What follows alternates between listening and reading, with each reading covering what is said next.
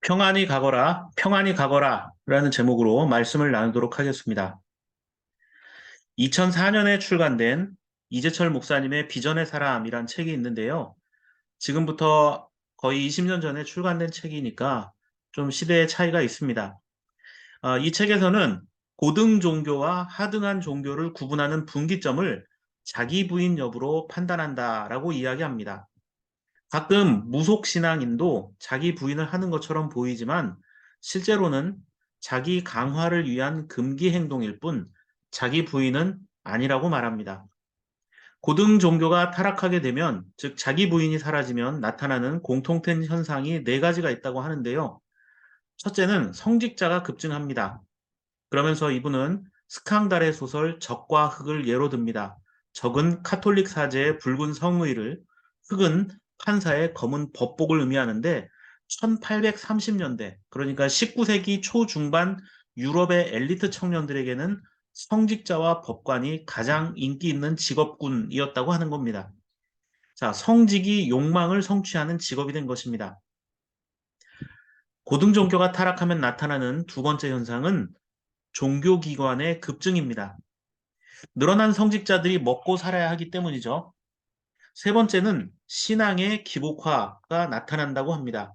신앙이란 절대자 앞에서 인간이 변화해야 하는 것임에도 사람들은 자신을 위해 신이 변화되길 요구한다는 겁니다. 그렇게 나타나는 현상은 신앙의 복과 저주를 강조하고 교인 쟁탈전이 벌어지게 된다라고 이야기하면서 칼과 힘에 의하는 사람들일수록 종교적 상징물을 더마지 부적처럼 소유하게 된다라고 말합니다. 그리고 마지막 네 번째로 고등한 종교가 타락하게 되면 종교가 이해 집단화 된다고 이야기합니다. 자, 이런 기준으로 당시 한국 교회를 진단했는데, 자, 20년 정도가 지난 지금 오늘날의 기독교는 어떨까요?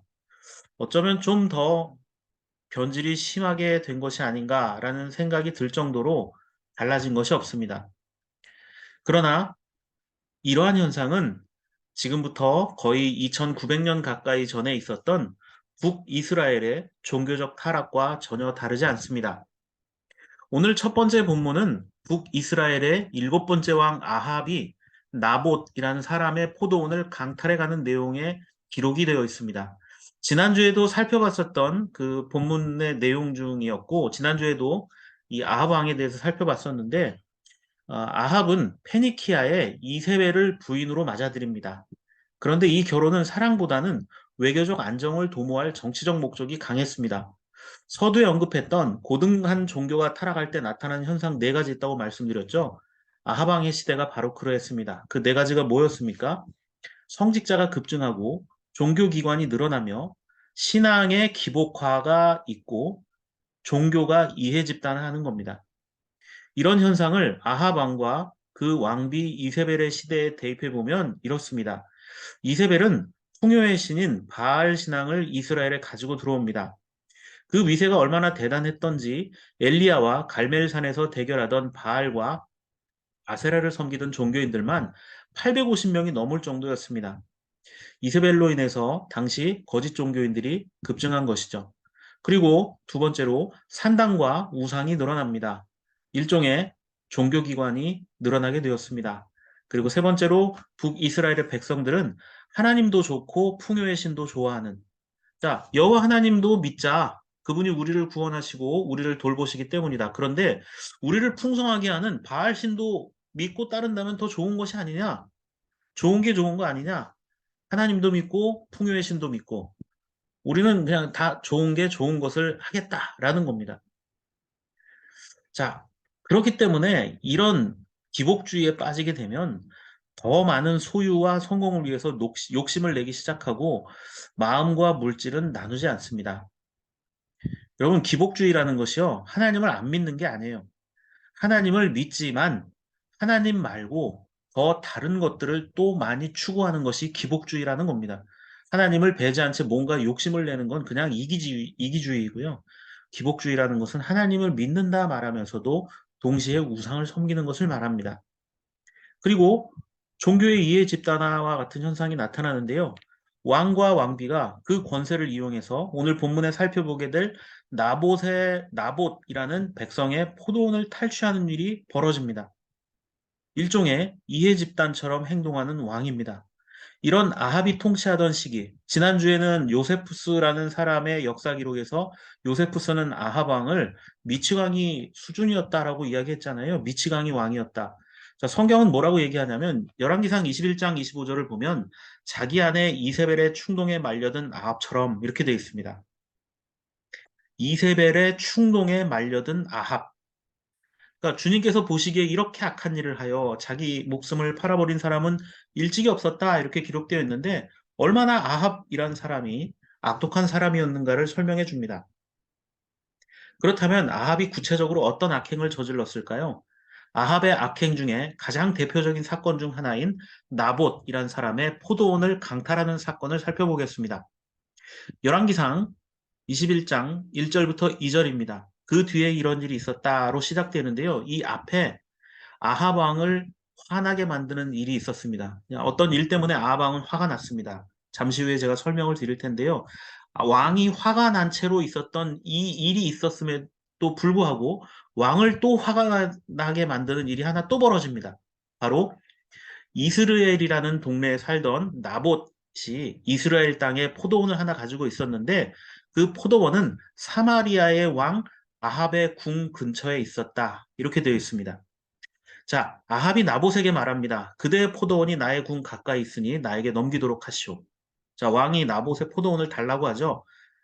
나는 그것을 정원으로 만들려고 하고 내가 그것 대신에 더 좋은 포도원을 하나 주겠소. 그대가 원하면 그 값을 돈으로 계산하여 줄 수도 있어. 자, 왕이 제안을 하는 겁니다. 1절을 보면 이스라엘 사람 나봇이 이스라엘 땅에서 포도원을 가지고 있었다. 이렇게 나오죠. 이것은 나봇이 다른 지역에서 이스라엘로 와서 땅을 구해서 포도원을 만든 사람이 아니라 조상 때부터 이 포도원을 가지고 있던 사람이라는 것을 알려주고 있습니다. 그런데 아합의 궁 근처에 있었다고 이야기하죠. 자, 아합의 궁 근처에 있었다. 이게 좀 주의 깊게 봐야 하는 대목 중에 하나입니다. 이스라엘이라는 땅에 그러면 왕의 왕궁이 있었다는 뜻일까요? 솔로몬 왕 이후에 이스라엘은 남북으로 분열됩니다. 남쪽엔 유다 왕국이 세워지고 북쪽엔 이스라엘이 세워지게 됩니다. 여러분의 이해를 돕기 위해서 아합 왕이 통치하던 시기를 간단하게 도표로 좀 표시하겠습니다. 지금 나와 있는 도표는 글씨도 좀 작고 살펴볼 지명이 많기 때문에 다시 한번 살펴보겠습니다. 아합 왕이 통치하던 시기에 있었던 또 오늘 성경과 관련돼서 일어났던 중요한 사건을 이제 이야기하고 있는데요. 당시 북이스라엘의 수도는 사마리아입니다. 자, 북이스라엘의 최초의 수도는 사마리아에서 남동 쪽에 위치하고 있었던 세겜이라는 곳인데 6대 왕, 북이스라엘의 여섯 번째 왕이었던 오므리가 쿠데타로 정권을 장악하고 이 세겜에서 사마리아로 수도를 옮깁니다. 그리고 오므리의 아들이었던 아합도 자연스럽게 이 사마리아에서 통치를 하게 됩니다. 그런데 이 사마리아에서 북쪽으로 약 38km 정도 떨어진 곳이 이스라엘입니다. 그러니까 1절에 나왔던 포도원이 사마리아의 왕 아합의 궁 근처에 있었다라는 말은 뭔가 맞지가 않는 것 같습니다. 거리가 너무 떨어져 있기 때문이죠. 그런데 이건 어떤 의미로 이렇게 표현되어 있었냐면요. 사마리아에는 아합이 통치하던 본궁이 있었고 이 이스라엘은 일종의 별장 같은 셈인 곳입니다. 별궁이 있던 곳입니다. 자, 별궁에 놀러 왔던 아합이 보니 나봇이라는 사람의 포도원이 너무 좋아서 그걸 정원을 만들고 싶은 거예요. 그래서 그 포도원을 나에게 넘겨라. 그걸 나에게 주던지 아니면 내가 그걸 값을 주고 사겠다. 그럼 더 좋은 땅을 주거나 돈을 지불하겠다라고 제안합니다. 그런데 뜻밖에도 나봇은 왕의 이런 제안을 거절합니다. 감히 왕의 제안을 거절하다니요? 왕이 갈 때 그냥 갔겠습니까? 아마도 뒤에 엄청나게 어, 뭐 많은 군대를 끌고 가거나 신하들을 데리고 가서 그 위용이 대단했을 것이고 나봇은 아마 그 위세에 눌려서 어쩔 줄 모르는 그런 상태였을 겁니다. 더구나 왕이 그 포도원을 달라고 했을 때는 그냥 달라는 게 아니라 더 좋은 땅을 주거나 비용을 지불하겠다고 했지만 나봇이 거절했습니다. 자, 나봇이 왜 거절했냐면요. 열왕기상 21장 3절에 나옵니다. 나봇이 아합에게 말하였다. 제가 조상의 유산을 임금님께 드리는 일은 주님께서 금하시는 불경한 일입니다. 하나님이 이런 일을 하지 못하도록 했습니다. 조상에게 받은 땅을 이게 왕에게 드리는 것은 하나님께서 좋아하시지 않는 일입니다. 자, 나봇이 왜 임금의 제안을 거절했냐면 이집트를 탈출해서 가나안에 정착했던 히브리 사람들에게는 주변의 이방인 나라들과 다른 몇 가지 특징이 있었는데 왕이 없었고 성씨의 구분이 없었습니다. 모두가 하나님의 자녀라는 공동체 정신 때문입니다. 구분이 있다면 지파의 개념은 있었습니다. 가나안 땅에 들어가면서 12지파의 영역을 구분해서 나누어 준 땅에서 서로 침범하지 않으면서 평화롭게 지내야 했기 때문에 그 지파의 구분이 있었고 또 전쟁 등으로 인해서 어느 한 지파의 인구가 부족하면 그 지파의 명예를 이어갈 수 있도록 돕기까지 했습니다. 레위기 25장 23절을 보면 땅을 아주 팔지는 못한다. 땅을 절대 팔아서는 안 된다. 땅은 나의 것이다. 지금 하나님이 이렇게 명령하고 있습니다. 땅은 누구 거라고요? 하나님 것이다. 세상을 창조하신 그 땅을 창조하신 분이 바로 하나님이기 때문에 그 땅은 하나님의 것이다. 다만 너희는 나그네이며 나에게 와서 사는 임시 거주자일 뿐이다. 그러니 이 땅을 매매하거나 하지는 못한다. 놀랍지 않습니까? 하나님께서 주신 조상 대대로 물려받을 땅은 율법으로 매매가 금지되어 있습니다. 설령 매매가 이루어지더라도 돈이 급해서 어쩔 수 없이 그 땅을 팔았다 하더라도 50년째가 되는 희년에는 본래 주인에게 돌려주어서 그들이 살아갈 수 있도록 해야 했습니다. 땅은 하나님의 것이고 자손들이 대대로 물려받아 살아가야 할 삶의 터전이기 때문입니다. 그래서 조상에게 물려받은 땅을 팔아버린다는 것은 하나님을 버리는 것과 같은 행위입니다. 그러고 보면 나봇은 하나님 말씀 잘 지키던 사람이었죠. 그런데 누구보다 하나님 말씀을 더 잘 지켜야 할 것 같은 이 왕이라는 작자가 하나님 말씀이 아니라 그저 자기 욕심만 가득한 자였다라는 겁니다. 만약에 여러분에게 이 왕이 나봇에게 갔던 것처럼 여러분에게 왕이 이런 제안을 한다면 여러분은 어떻겠습니까? 더 돈 많이 줄게, 좋은 땅 줄게. 그러면 어, 더 많은 돈을 준다 하면 고민해 볼 것 같습니다. 여러분은 이런 왕의 명령을 더군다나 뒤에 더 많은 군사들이 있고 위용을 갖춘 자들이 와서 위협을 한다면 과연 이 땅을 지킬 수 있을까요? 제가 군종 목사로 근무할 때 제가 근무했던 부대에 새로 부대 지휘관이 오셨습니다. 이 부대 지휘관은 천주교 신자였습니다.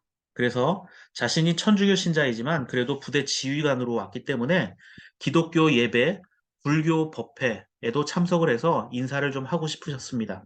그래서 기독교, 불교, 천주교 종교 행사에 참석해서 인사하는 게 예의라 생각하신 사령관님은 어, 밑에 부하들에게 지시를 하셨습니다. 내가 각 종교별로 참석해서 인사를 하겠다. 그래서 내가 참석할 수 있도록 시간과 준비를 좀 부탁을 했죠. 지시를 한 겁니다.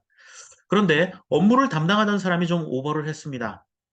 사령관님의 의도와는 상관없이 당시 그 부대에서 기독교, 불교, 천주교는 모두 11시에 같은 시간에 종교별로 종교 행사를 했습니다. 그런데 지시사항이 이렇게 내려왔어요. 각 종교는 사령관님이 그 종교별 참석하실 시간을 조정해라. 11시에 일제히 하지 말고 기독교는 9시, 불교는 10시, 천주교는 11시에서 사령관님이 천주교 신자니까 마지막 천주교에서 미사에 참석하실 수 있도록 하고 각 종교별로 모든 소요 시간은 1시간, 이동거리 10분을 예상했을 때 예배는 50분 이내에 진행하도록 했습니다. 저는 그래서 예배 시간을 이렇게 함부로 바꿀 수 없다. 그것도 2시간씩이나 땡긴다면 이게 여러 가지 무리가 생긴다. 그리고 저는 이미 9시에 다른 곳에서 예배를 하나 해야 했기 때문에 그렇게 되면 한 곳에 예배를 하지 못하게 된다. 그래서 나는 불가하다. 또 교인들도 그 시간이 맞춰져 있는데 그렇게 되면 너무 많은 사람들이 자신의 시간을 바꿔야 하기 때문에 나는 바꿀 수가 없다. 라고 했습니다. 그랬더니 이 업무를 담당했던 분이 저에게 좀 불쾌하다는 듯한 목소리로 이렇게 이야기를 했습니다. 사령관님이 참석하시는 영광스러운 자리인데 필요에 따라 시간 조정할 수 있는 거 아닙니까? 다른 성직자분들은 다 찬성한다고 하시는데 왜 목사님만 안 된다고 하시는 겁니까? 자, 보통 부대에서 이런 지시가 내려오면 저는 수긍을 했을 겁니다. 그런데 영광스러운 자리라는 말에서 좀 핀트가 어긋났어요. 무슨 용기가 생긴 건지 저도 모르게 고집을 부렸습니다. 필요에 따라 시간 조정할 수 있습니다. 하지만 예배는 하나님께 드리는 겁니다. 사람이 중심이 되는 예배는 할 수 없습니다. 사령관님도 예배 참석자일 뿐입니다. 따로 격려하실 말씀, 그 시간은 준비하겠습니다. 하지만 예배 시간 조정은 어렵습니다. 제가 이렇게 말을 호기롭게 하긴 했지만 제 마음은 두려웠습니다. 새로 오신 분에게 미운 털이 박혀서 이제 내 군생활이 끝날 수도 있겠구나. 아니면 나 때문에 교회에 오는 성도들이 불이익을 당하거나 혹은 예배에 참석하는 우리 군인 형제들이 부대에서 좀 불편한 일을 겪으면 어떨까 하는 생각 때문이었죠. 그런데 저만 이런 불편함을 겪었던 게 아니라 사실은 신부님이나 법사님도 종교행사 시가 바뀐 것 때문에 노발대발했습니다. 어떻게 이럴 수가 있냐고.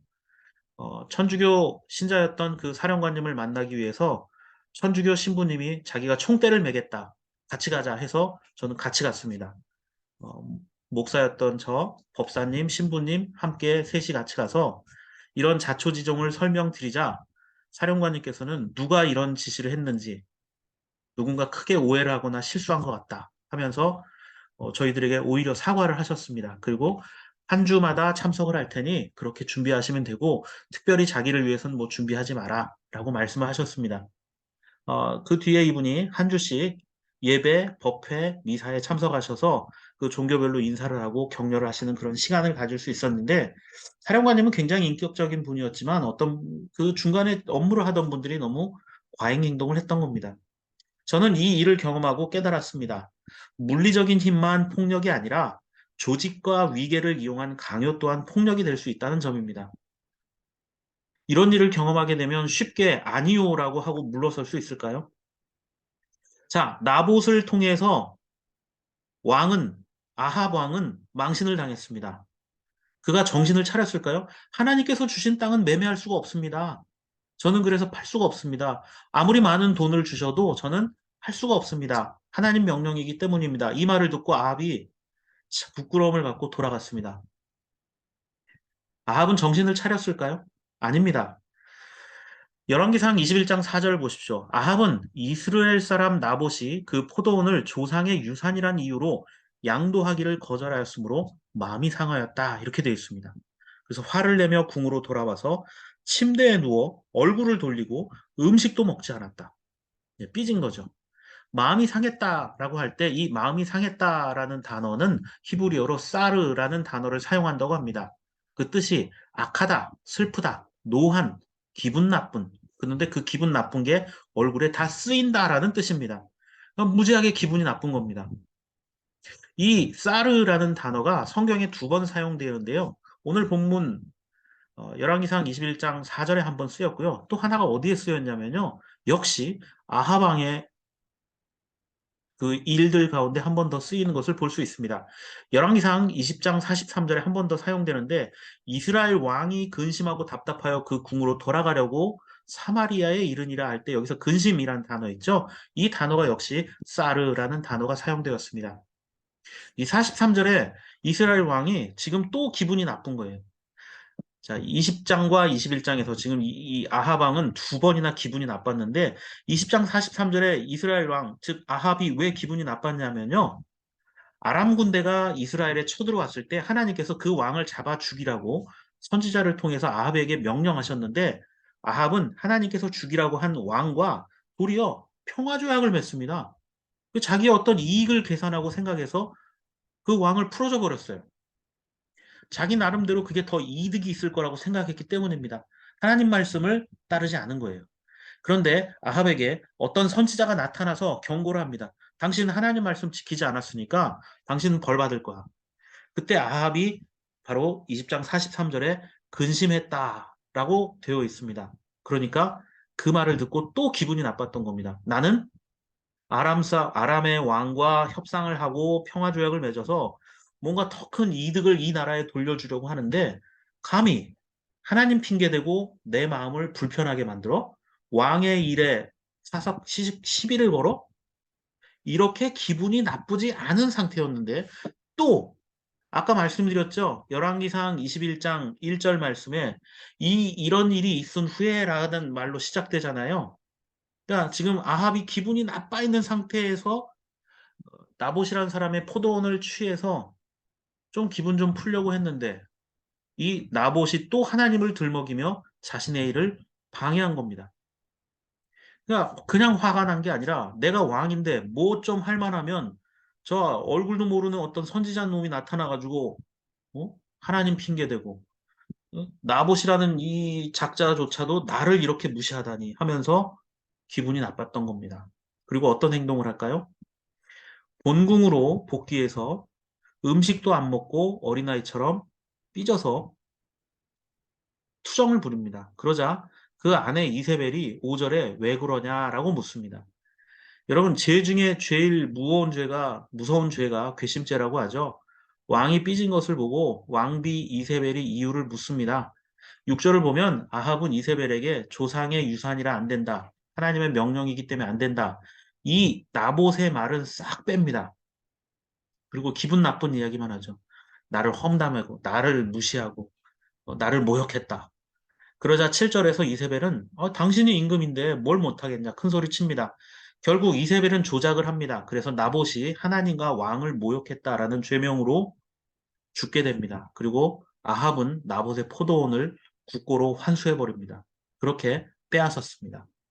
자, 아합의 문제점이 또 드러났죠. 신앙생활하다가 시험 드는 사람은 어려운 일이 있으면 자기보다 믿음이 더 좋거나 좀 강해 보이는 사람한테 가서 신앙적인 문제를 고민하고 상담해야 되는데 꼭 자기 수준과 비슷하거나 아니면 아예 관심 없는 사람에게 묻는 경우가 있습니다.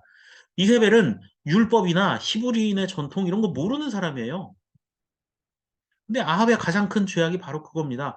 하나님을 모르는 이세벨을 자기 어떤 신앙의 원군으로 삼았다는 겁니다.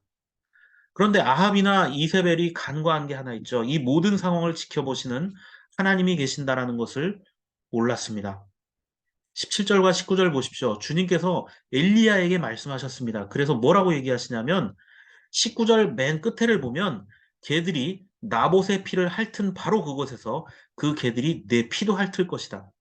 그러니까 아합이 얼마나 못된 짓을 해서 이 나봇이라는 사람의 포도원을 차지했는지 하나님이 낱낱이 알고 있다라는 겁니다. 하나님은 결코 불의에 눈 감는 분이 아니에요. 이걸 그냥 넘어가지 않으십니다. 하이델베르크 교리문답 11문은 이렇습니다. 그 문답이 이렇게 돼 있어요. 문제가 뭐냐면 그러나 하나님은 또한 자비하신 분이 아닙니까? 예, 하나님은 자비하신 분이시죠. 우리를 사랑하시고 우리가 어떤 죄 가운데 있다 할지라도 우리를 구원하시고 용납하시고 사랑하시는 분입니다. 그런데 과연 하나님은 자비만 하실까요? 아닙니다. 답변은 이렇습니다. 하나님은 참으로 자비하신 분이나 동시에 의로우신 분입니다. 죄는 하나님의 지극히 높으신 엄위를 거슬러 짓는 것이므로 하나님의 공의는 이 죄에 대해 최고의 형벌, 곧 몸과 영혼에 대한 영원한 형벌을 내릴 것을 요구합니다. 라고 되어 있습니다. 그렇습니다. 하나님은 자비하신 분입니다. 사랑이 많으신 분이고 용서하시고 우리를 용납하십니다. 하지만 결코 죄에 대해 눈 감는 분이 아니라는 점입니다. 이스라엘의 관리들과 거짓 종교인들이 하나님보다 아합과 이세벨을 더 무서워했지만 엘리야는 달랐어요. 아합은 이후에 엘리야의 경고를 듣고 회개한 것처럼 신용을 하지만 결국 이세벨과 함께 비참한 최후를 맞이하고 맙니다. 이 세상에서 주어지는 힘과 권세를 의지하는 자의 종말이 이러합니다. 왕은 백성을 돌보고 섬겨야 하는 자임에도 자신에게 주어진 권력으로 백성의 재산을 빼앗고 자기의 배만 불렸습니다. 이런 세상에서 백성들은 위로와 평안을 얻을 수 있을까요?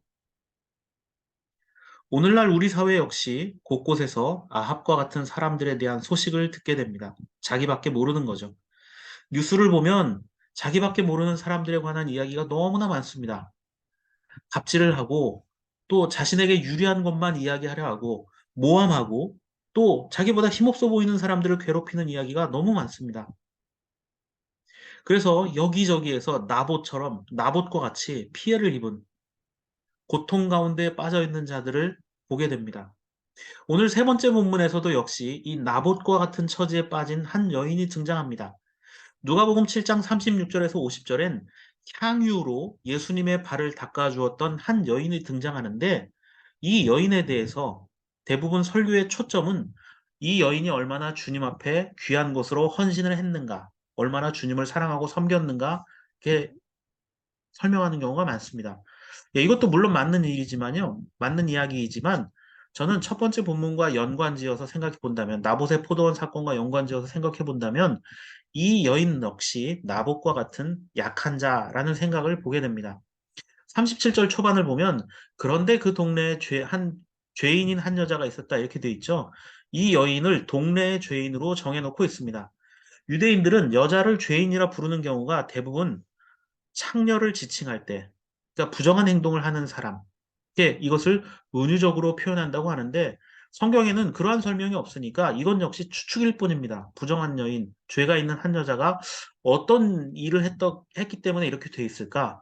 자, 중요한 건 누군가가 그리고 어느 제도 때문에 이 여인이 죄인으로 정죄당하고 있었다는 겁니다. 그 동네에서.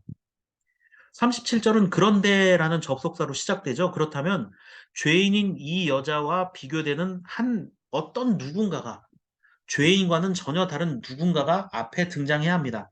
그 사람이 바로 36절에 바리새파 시몬입니다. 40절에서 예수님께서 시몬아 내게 할 말이 있다라고 그 이름을 언급하신 걸 보면 이 바리새파 사람이라고 되어 있는 36절은 바로 바리새파 사람 시몬입니다. 자, 누가복음을 쓴 누가는 지금 바리새인과 여인을 대조시키고 있습니다. 바리새파는 율법을 잘 준수하기로 정평이 나 있습니다. 그런데 그들과는 정반대에 있었던 한 여인을 죄인으로 정했다는 것은 바리새파 사람들의 어떤 율법과 기준을 지키지 못하고 있다는 것을 설명하고 있습니다. 자, 여인이 예수님의 발을 붙잡고 눈물을 흘리며 기름을 뿌리고 바르는 그 모습을 보고 바리새파에 속해 있던 시몬은 뭐라고 이야기하죠? 이렇게 속으로 중얼거립니다. 39절을 보면 예수를 초대한 바리새파 사람이 이것을 보고 혼자 중얼거렸다. 이 사람이 예언자라면 자기를 만지는 저 여자가 누구이며 어떠한 여자인지 알았을 터인데 그 여자는 죄인인데 바리새파 시몬의 입장에선 남자들의 모임에 불쑥 나타난 여인이 이미 율법을 깨는 것이고 죄인과 접촉하는 예수가 과연 예언자가 맞나 의심하고 있는 상황입니다. 무엇보다 그 여자는 죄인인데라고 혼자 중얼거리고 있습니다. 그러니까 내 기준에 맞지 않고 마음에 들지 않는다는 겁니다. 누가복음 7장에는요, 우선 두 가지 중요한 사건이 등장하는데 1절부터 10절에 백부장의 그 병이 들어 있었던 백부장이 종인데 병이 들어 있었던 그 종이 치료받는 내용이 등장합니다.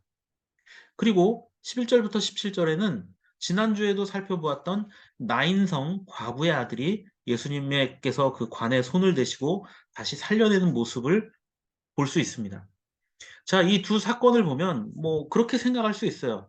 백부장의 믿음이 참 귀하다. 백부장이 예수님을 잘 믿었기 때문에 그 병든 종이 치료가 되었다.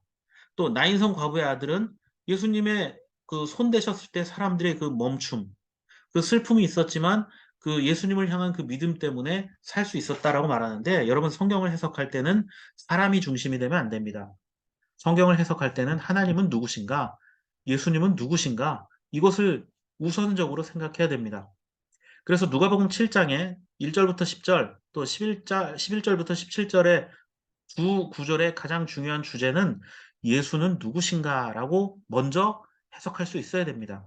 자, 백부장과 같은 이방인의 믿음을 칭찬하고 장례 행렬에 관해 손을 대서 스스로 부정해 주신 예수님이야말로 사랑과 섬김을 실천하는 그리고 생명의 주관자이심을 이 성경은 우리에게 설명하고 있는 것입니다. 그런데 그 주님은 또한 오늘 본문 말씀에서 누가복음 7장에 등장하는 이 죄인인 여인을 통해서 뭘 이야기하고 있죠?